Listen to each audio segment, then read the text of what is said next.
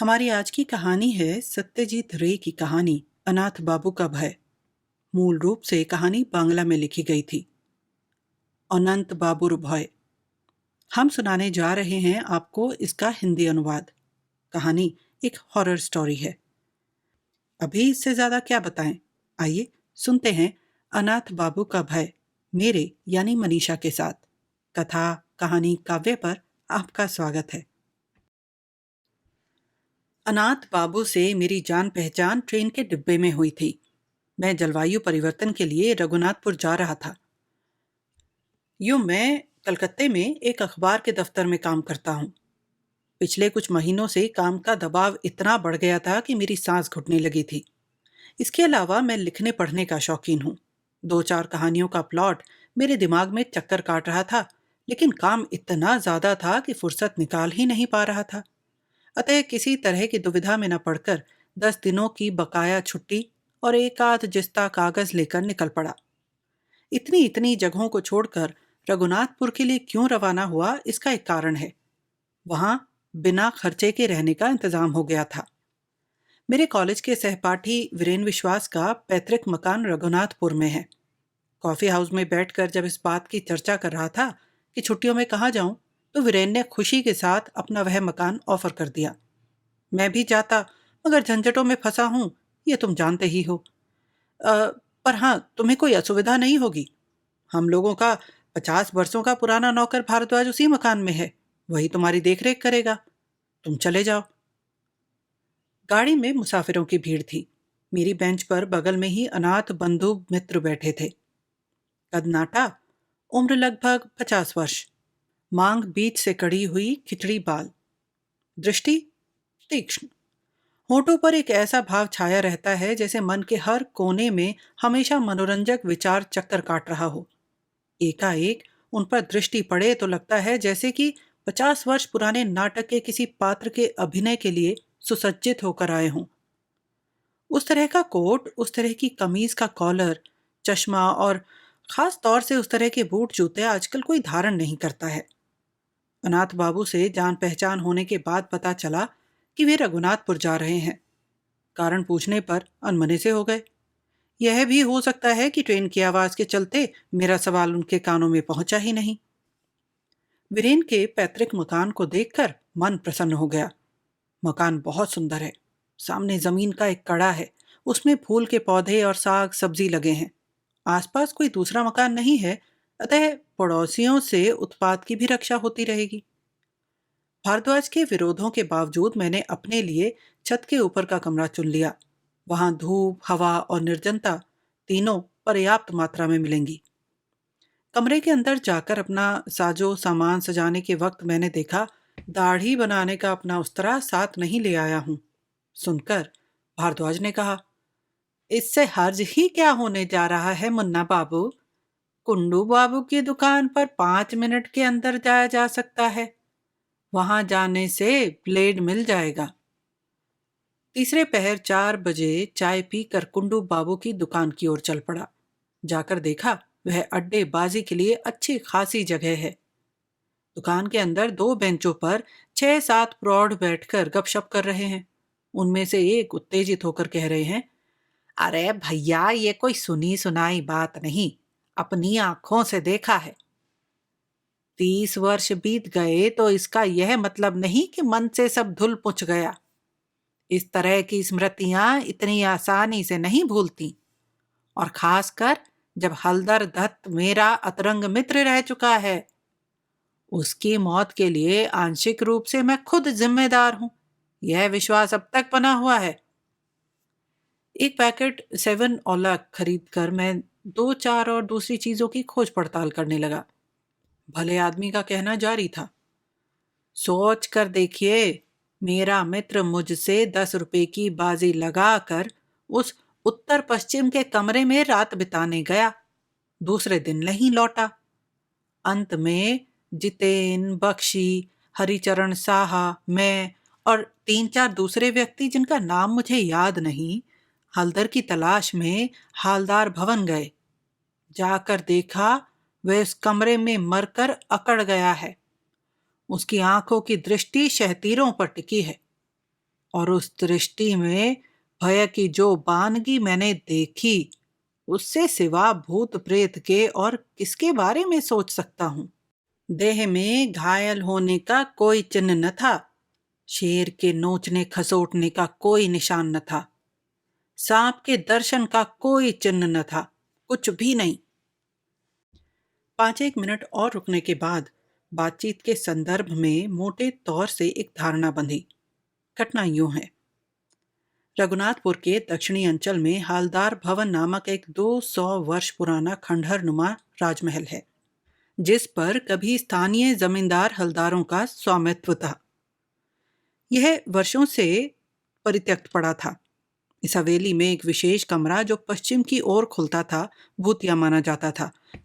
यद्यपि पिछले 30 वर्षों में हलधर दत्ता की मृत्यु के बाद किसी ने भी इसमें एक रात बिताने की हिम्मत नहीं की थी, फिर भी रघुनाथपुर के निवासियों ने कमरे में प्रेत बाधित आत्मा की एक निश्चित रोमांचकारी सोच को महसूस किया।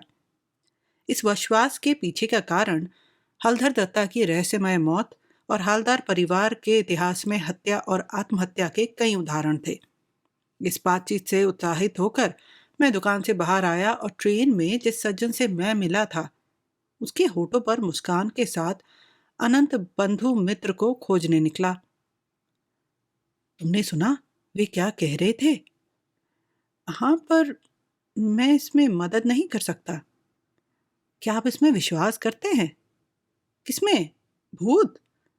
हाँ, ठीक है, आप देखते हैं। मैं अक्सर प्रेत बाधित घरों के बारे में सुना है, लेकिन मैं कभी किसी से नहीं मिला जो वास्तव में एक में रहा हो या जिसने कुछ भी देखा हो।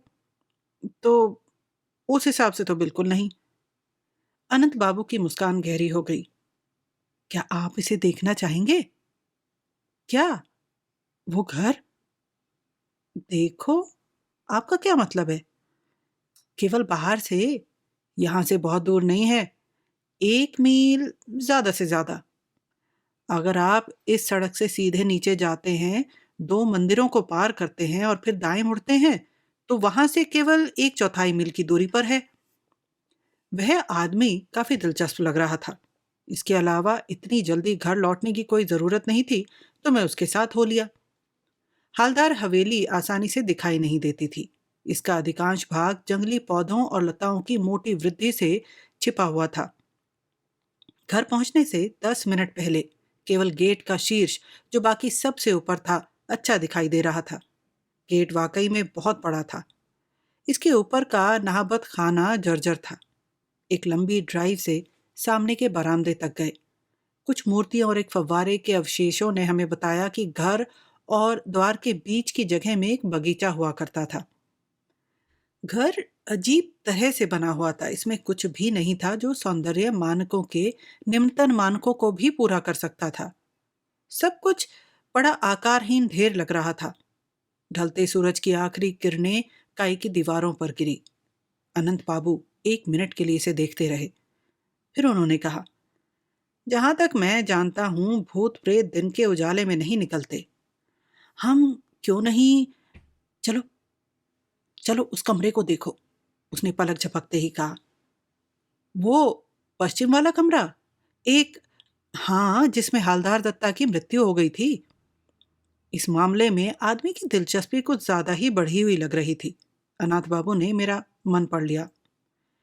मैं देख सकता हूं कि आप हैरान हैं। खैर, मुझे आपको सच बताने में कोई आपत्ति नहीं है। मेरे रघुनाथपुर आने का एक ही कारण है, यह घर। सच में? हाँ, कलकत्ता में मैंने सुना था कि घर भूतिया है। मैं पूरा रास्ता यह देखने के लिए आया हूं, क्या मुझे भूत की एक झलक मिल सकती है? आपने मुझसे ट्रेन में पूछा कि मैं यहाँ क्यों आ रहा हूँ। मैंने कोई जवाब नहीं दिया, जो असभ्य प्रतीत हुआ होगा आपको। लेकिन मैंने तब तक इंतजार करने का फैसला किया था जब तक कि मैं आपको बताने से पहले थोड़ा सा आपको बेहतर तरीके से नहीं जान पाता। लेकिन आपको कलकत्ता से भूत का पीछा करने के लिए क्यों आना पड़ा? मैं इसे 1 मिनट में समझाता हूँ। मैंने अभी तक आपको अपने पेशे के बारे में नहीं बताया है ना। सच यह है कि मैं भूतों और अलौकिक सभी चीजों पर एक अधिकार रखता हूँ। मैं पिछले 25 साल से इस क्षेत्र में शोध कर रहा हूँ। मैंने इसी शोध में यह समय बिताया है। मैंने वह सब कुछ पढ़ा है जो कभी भी मृत्यु के बाद के जीवन पर प्रकाशित हुआ है। आत्माएं जो पृथ्वी को सताती हैं, पिशाच, वेयरवुल्व्स, काला जादू, जादू, बहुत कुछ। ऐसा करने के लिए मुझे 7 अलग-अलग भाषाएं सीखनी पड़ी। लंदन में एक प्रोफेसर नॉर्टन हैं जिनकी समान रुचि है। मैं पिछले 3 वर्षों से उनके साथ पत्राचार कर रहा हूँ। मेरे लेख ब्रिटेन की जानी मानी पत्रिकाओं में प्रकाशित हुए हैं। मैं शेखी बघाड़ना नहीं चाहता, लेकिन मुझे लगता है यह कहना उचित होगा कि इस देश में किसी को भी इन चीज़ों के बारे में इतनी जानकारी नहीं है जितना मुझे है। उनकी बातें सुनकर मुझे यह नहीं लगा कि वे झूठ बोल रहे हैं या बढ़ा चढ़ा कर कह रहे हैं, बल्कि उनके बारे में सहज ही एक विश्वास और श्रद्धा का भाव पैदा हो गया। कुछ देर तक चुप रहने के बाद अनाथ बाबू ने कहा, हिंदुस्तान में कम से कम 300 भुतहा मकानों में मैंने रातें गुजारी हैं। क्या कह रहे हैं आप? हाँ, जानते हैं वह भी कैसी कैसी जगहों में? जबलपुर, चेरापूंजी, कांथी, काटोआ, जोधपुर, आजमगंज, हजारीबाग, शिवरी, बारासत और भी न जाने कितनी जगहें। कितनी जगहों का नाम गिनाऊं? 56 डाक बंगलों और कम से कम 30 नील कोठियों में मैंने रातें बिताई हैं। इसके अलावा कलकत्ते और उसके आसपास के कम से कम 50 मकानों में। मगर अनाथ बाबू एकाएक चुप हो गए। उसके बाद सिर हिलाते हुए धीरे धीरे कहा, भूत ने मुझे धोखा दिया है। हो सकता है जो लोग भूतों को नहीं चाहते, भूत उन्हीं के पास आते हैं। मुझे बार बार निराश ही होना पड़ा है। तमिलनाडु के त्रिचनापल्ली में साहबों के 150 वर्ष पुराने परित्यक्त क्लब में भूत मेरे बिल्कुल पास आ गया था। जानते हैं किस तरह? कमरा घुप अंधेरा था, हवा का नामो निशान नहीं। जितनी बार मोमबत्ती जलाने के लिए तीली जलाता हूँ, वह फूंक मारकर उसे बुझा देता है। अंत में 13 तीलियां बर्बाद होने के बाद मोमबत्ती जली और प्रकाश फैलते ही भूत जो गायब हुआ तो फिर नहीं आया। एक बार कलकत्ते के झामापुकुर में एक भूतहा मकान में भी दिलचस्प अनुभव हुआ था। मेरे सिर पर इतने बाल देख रहे हैं ना, लेकिन उस मकान में एक अंधेरे कमरे में भूत के इंतजार में बैठे रहने पर आधी रात के वक्त बृहतालू के पास मच्छर ने काट लिया। बात क्या है? अंधेरे में डरते हुए मैंने अपने सिर पर हाथ रखकर देखा और पाया वहां एक भी बाल नहीं है। पूरा सिर ही चिकना और गंजा है। ये मेरा सिर है, यानी किसी दूसरे के सिर पर हाथ रखकर उसे अपना सिर समझ रहा हूं। मगर मच्छर के दंश का अनुभव मैंने ही किया है। टॉर्च जलाकर आईने में देखा और कहीं कोई गंजापन न था। मेरे सिर पर जैसे पहले बाल थे वैसे ही हैं। बस इन 2 के अतिरिक्त भूतों के संबंध में और कोई अनुभव नहीं है। हालांकि मैंने इतनी इतनी कोशिशें की हैं। यही वजह है कि भूत देखने की आशा एक तरह से छोड़ ही चुका था। तभी एक पुरानी जिल्ददार प्रवासी में रघुनाथपुर के इस मकान के बारे में उल्लेख मिला। इसलिए तय किया कि एक बार आखिरी कोशिश करके देख ही लूं। अनाथ बाबू की बातें सुनते सुनते कब उस मकान के सदर फाटक पर पहुंच गया, इसका ख्याल ही न रहा। उन्होंने अपनी जेब घड़ी देखकर कहा, आज 5:31 पर सूर्यास्त होगा। अभी 5:15 बज रहे हैं। चलिए, धूप रहते ही एक बार उस कमरे को देखाऊं। संभवतः भूत का नशा संक्रामक होता है, क्योंकि मैंने अनाथ बाबू के प्रस्ताव का विरोध नहीं किया, बल्कि मकान के अंदरूनी हिस्से और खास तौर से उस कमरे को देखने की एक तीव्र इच्छा हो रही थी। सदर दरवाजे से घुसने पर विशाल आंगन और नाट्यशाला पर दृष्टि गई। 100-150 वर्षों के दरमियान यहाँ कितने उत्सव, त्योहार, पूजा, नाटक और वार्तालाप हो चुके हैं, मगर आज उनका कहीं कोई निशान न था।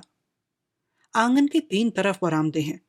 हम लोगों के दाहिनी तरफ के बरामदे पर एक टूटी पालकी पड़ी है। पालकी से 10 एक हाथ की दूरी पर 2 मंजिले मकान पर जाने की सीढ़ी है। सीढ़ी इतनी अंधेरी थी कि अनाथ बाबू को अपने कोट की जेब से टॉर्च निकालकर जलाना पड़ा।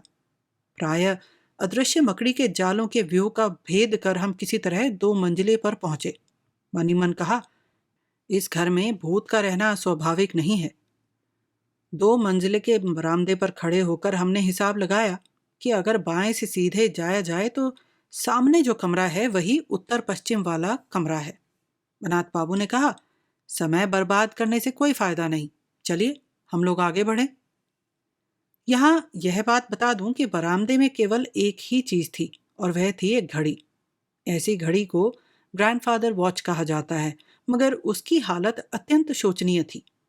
शीशा नहीं है, बड़ी सुई गायब है, पेंडुलम टूटकर एक किनारे पर पड़ा है। उत्तर पश्चिम के कमरे का दरवाजा भिड़ा हुआ था। अपने दाहिने हाथ की तर्जनी से सावधानी के साथ ठेलकर अनंत बाबू दरवाजा खोल रहे थे। मेरी देह बिना किसी कारण के सहसा सिहर उठी, परंतु कमरे के अंदर जाने पर किसी प्रकार की अस्वाभाविकता का एहसास न हुआ।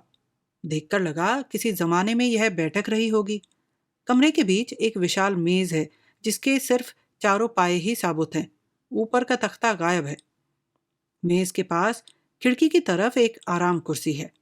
इतना जरूर है कि अब वह आरामदेह होगी या नहीं इसमें संदेह है, लेकिन इसका एक हत्था और बैठने की जगह का बेंत का थोड़ा हिस्सा गायब है।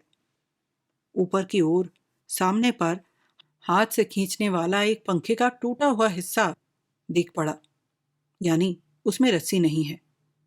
सकड़ी का डंडा टूटा हुआ था और झालर आधा फटा हुआ।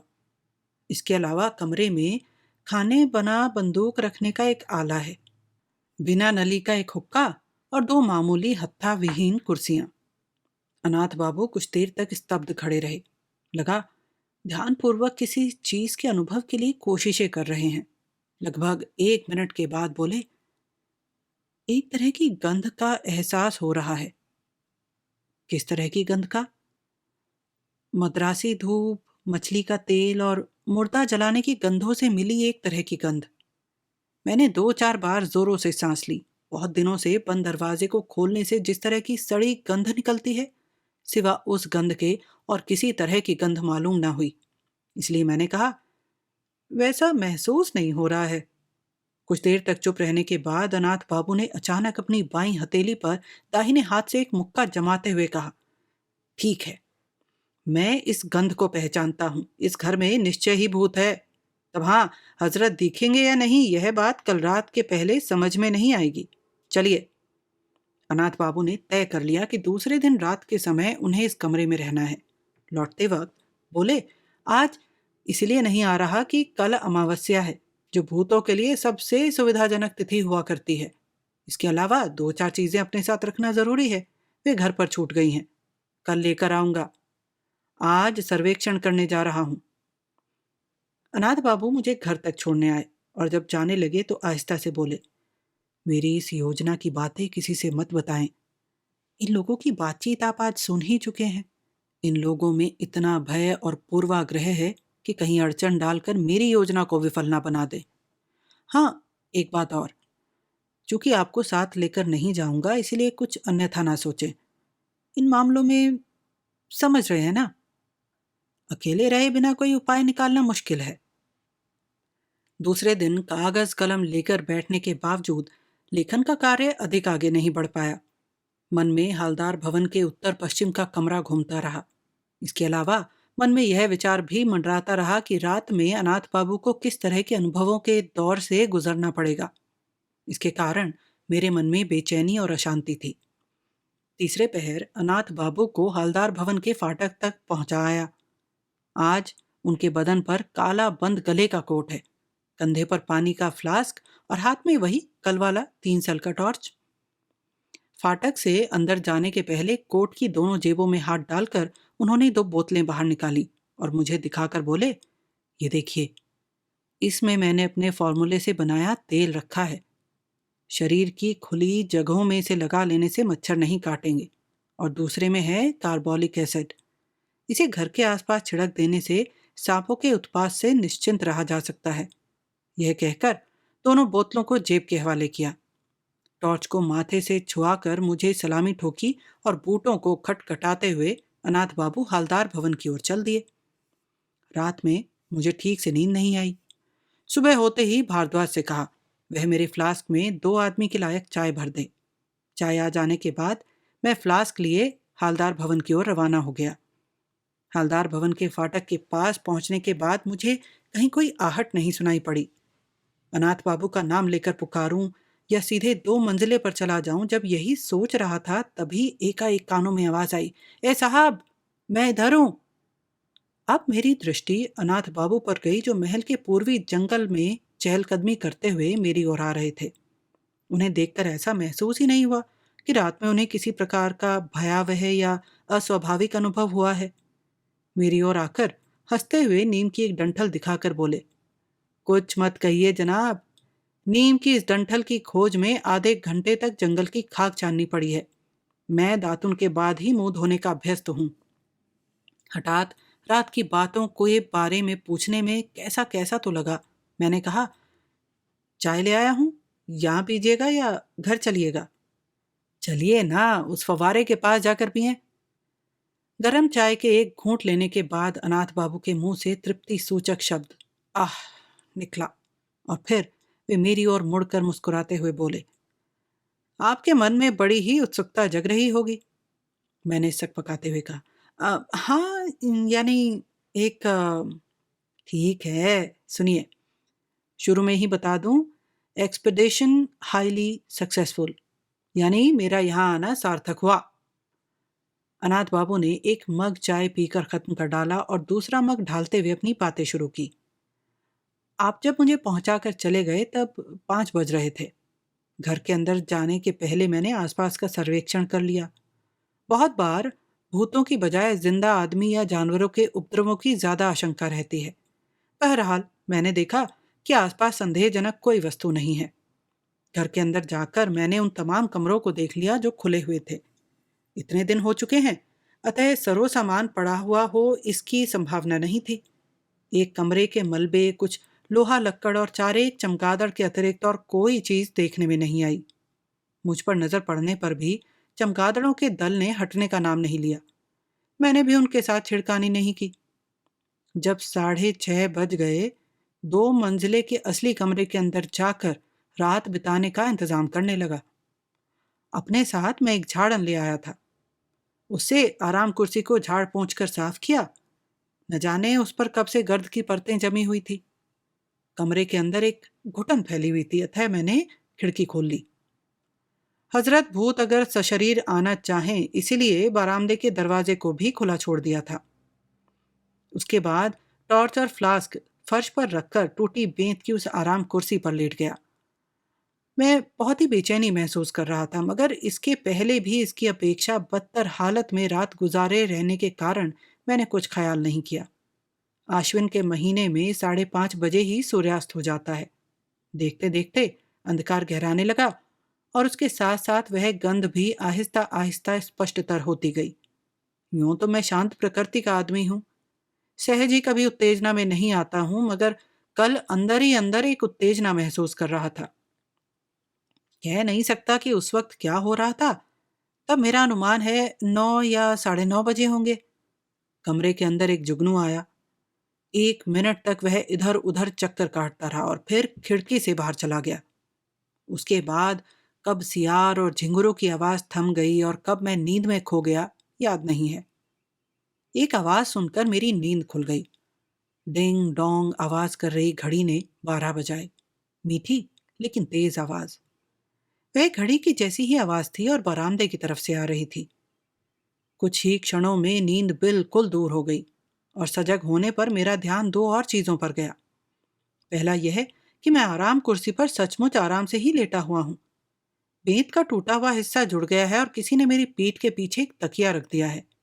दूसरा यह कि मेरे माथे पर झालरदार एक नया हाथ से खींचने वाला पंखा है और उससे एक रस्सी दीवार के सुराख से होती हुई बरामदे भर चली गई है। न जाने कौन उस रस्सी को खींच रहा है और पंखे के हिलने डुलने से मैं फुरहरी हवा का अनुभव कर रहा हूं। मैं अवाक होकर सब देख रहा हूं और उनका उपभोग कर रहा हूं। तभी न जाने कैसे अमावस की रात में वह कमरा प्रकाश से जगमगाने लगा। उसके बाद मेरे नथुनों में एक अजीब सी गंध आई। मैंने करवट बदली और देखा कोई अनजान व्यक्ति एक हुक्का रख गया है और उससे मीठी मीठी गंध निकल रही है, उम्दा से उम्दा अंबूरी तमाखे की। अनाथ बाबू एक क्षण चुप रहे। उसके बाद मेरी ओर मुड़कर बोले, बड़ा ही मनोरम परिवेश था, है ना? मैंने कहा, सुनकर तो अच्छा ही लगा। फिर मोटे तौर से आपकी रात आराम से ही बीती ना? मेरी सवाल सुनकर अनाथ बाबू के चेहरे पर एकाएक गंभीरता उतर आई।